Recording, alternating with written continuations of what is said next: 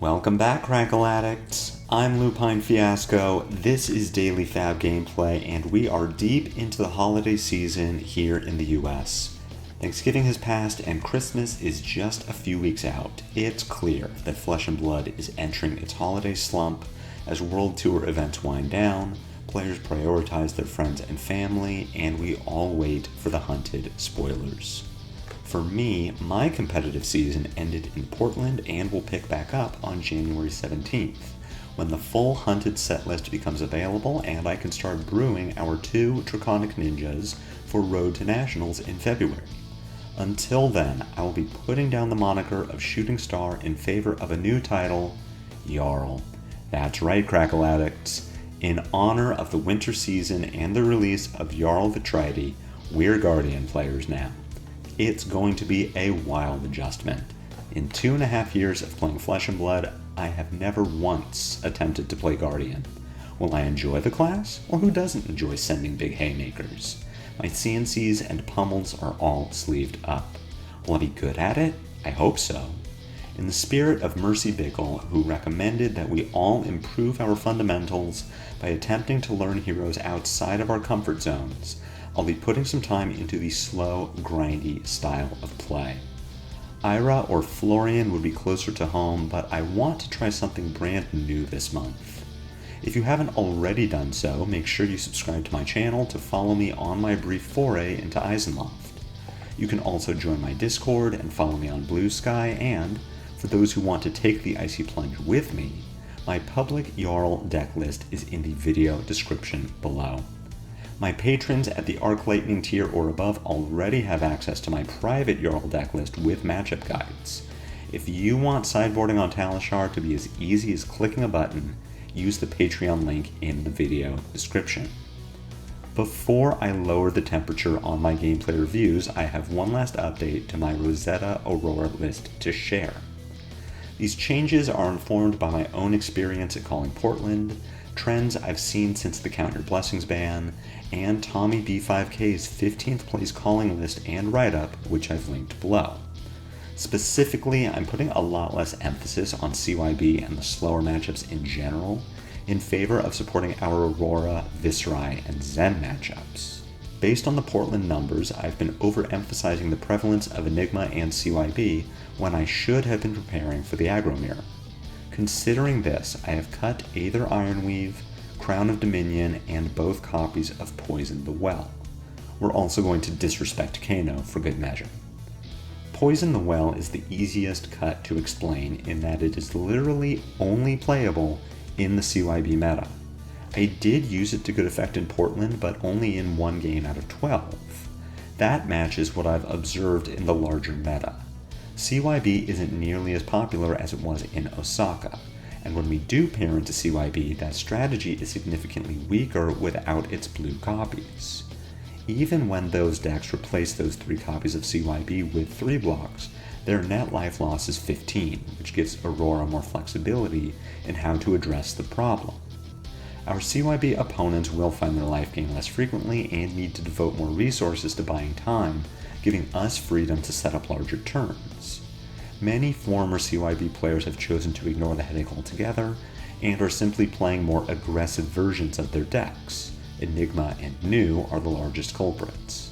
I'm at the point where I'll intentionally leave Poison the Well in my sideboard unless I know my opponent is playing CYB, and even then I don't feel like we need it. Nailing these heroes with Poison the Well takes timing and luck made harder by the reduction in copies of CYB from 9 to 6, and Aurora brings enough power and consistency to beat Enigma and New without the help. Poison the Well is much less relevant than it used to be and is less powerful in the games where it matters. Cutting it completely is an easy decision. Cutting the combo equipment, Aether Ironweave and Crown of Dominion, is a more contentious choice that I think many players will disagree with.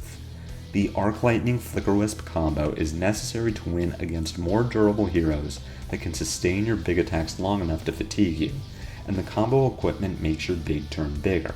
So why cut them? To me, the answer is that Crown of Providence and Fiambul Spring Tunic create equal value in these games to the point that Dominion and Ironweave are redundant uses of our limited sideboard slots. Taken together, Dominion and Ironweave are worth about 8 points of damage on your combo turn. Over the course of a 10-turn game, that's the average length of my Enigma and Florian matches, your Tunic is worth 7 points, assuming you used it to pay for 3 Starfall swings and then blocked with it. Your Providence is worth at least 2 points, and more likely 5 or 6 points after you save your 5-card hand from a Command and Conquer. That doesn't account for the utility of unbricking a hand that doesn't convert well on offense when you're ahead, or replacing your single instant when attacked by the weakest link.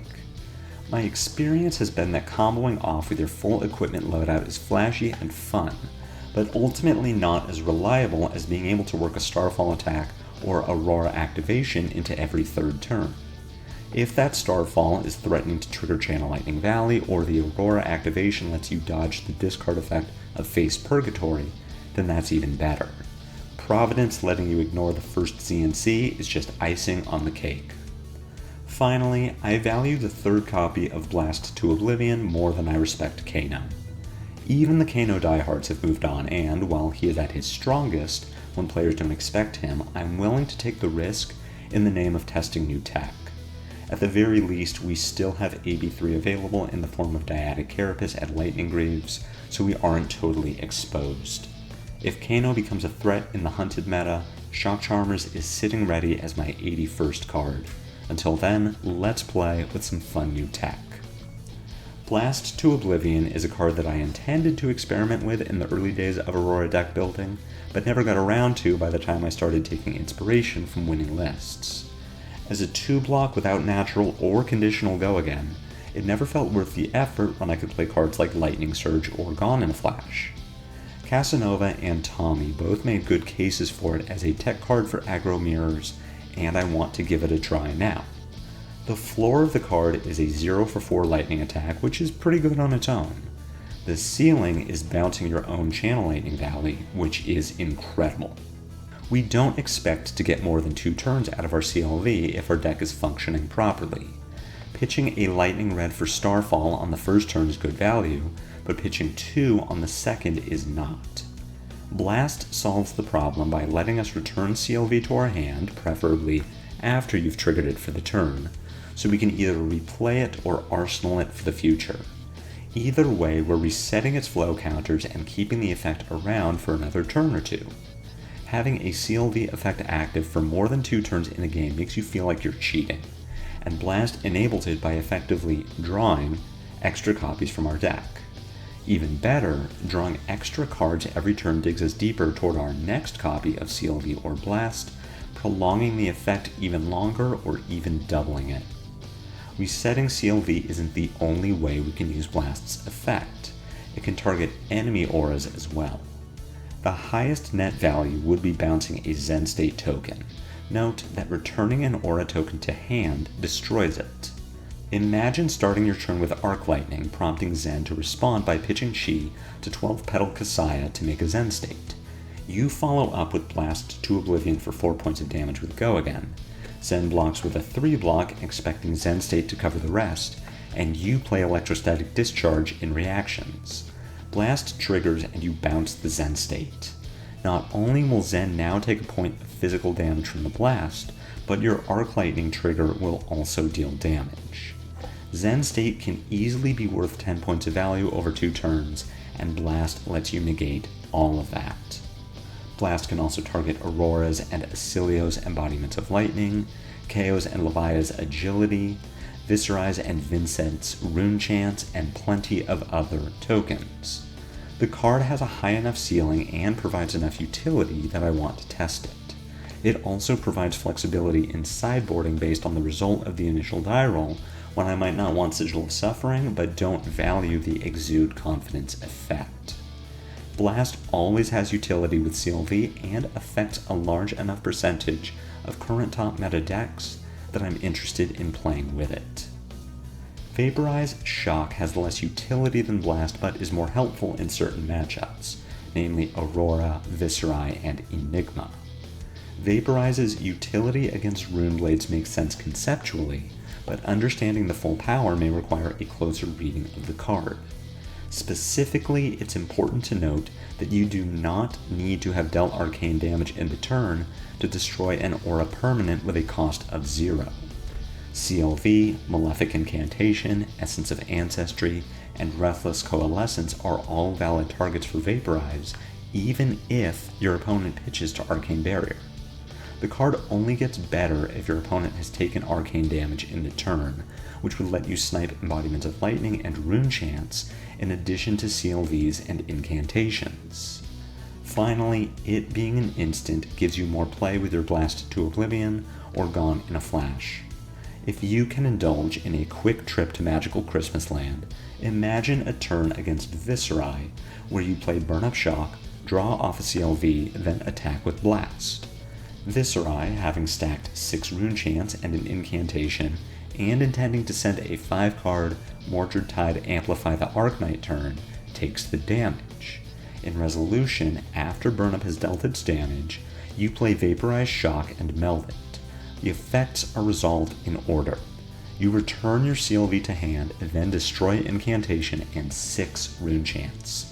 Arsenal your CLV, draw 4 more cards, and pass the turn to a very sad purple boy who just lost at least 8 points of value. Your Vaporizes likely won't be so sensational, but even destroying a single CLV or incantation while dealing a point of arcane damage is worth the effect. Even on its own, Vaporize is a lightning yellow. The rest is all upside from there.